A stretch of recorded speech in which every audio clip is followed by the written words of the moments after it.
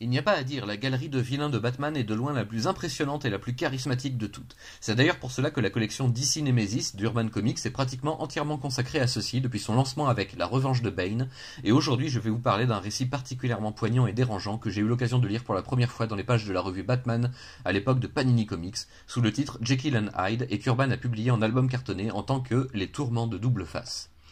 Tout le monde connaît désormais l'histoire tragique du procureur général de Gotham City, Harvey Dent, aspergé d'acide lors d'un procès crucial contre l'un des parrains de la ville. La moitié de son visage a été gravement touchée par cet attentat et Dent a depuis développé une double personnalité obsessionnelle et anarchique, obnubilée par le chiffre 2 et la dualité en toute chose, se servant de sa pièce fétiche comme moyen de prendre ses décisions toujours à cheval entre le bien et le mal. Dans cette histoire, Paul Jenkins décide de nous entraîner au plus profond de la détresse de Harvey Dent, nous faisant enfin découvrir le cœur de ses blessures moins physiques que psychologiques. Ici, le personnage principal n'est pas, une fois n'est pas coutume, le chevalier noir de Gotham, mais bel et bien Harvey lui-même, en lutte perpétuelle et permanente contre ses mauvais instincts et son autre personnalité plus vivante que jamais, et bien décidée à prendre enfin le dessus. Au travers d'une chasse à l'homme angoissante, nous plongerons dans les tréfonds du sombre passé de Dent, du crime atroce qu'il cache depuis toujours au plus profond de sa mémoire et qui fut la première pierre de sa folie présente. Et tandis que Batman et Gordon tentent le tout pour le tout afin d'empêcher une série de meurtres de masse, Harvey se débat seul au cœur de sa psychose, affrontant à la fois son passé et ses tourments, y faisant face avec la seule arme qui lui reste encore, l'espoir.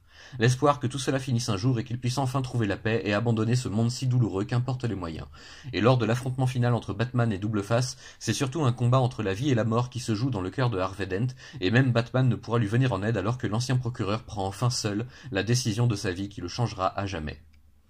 Les Tourments de Double Face, c'est un récit poignant, triste, tragique et assez glauque. Il méritait vraiment sa place au sein du label DC Nemesis, histoire plus sombre que la normale, un peu comme dans Marvel Dark chez la concurrence de Panini. Si vous aimez les personnages et l'univers de Batman, vous ne ressortirez pas totalement indemne de cette lecture, un peu à l'image de son héros, mais quel héros dont parle-t-on?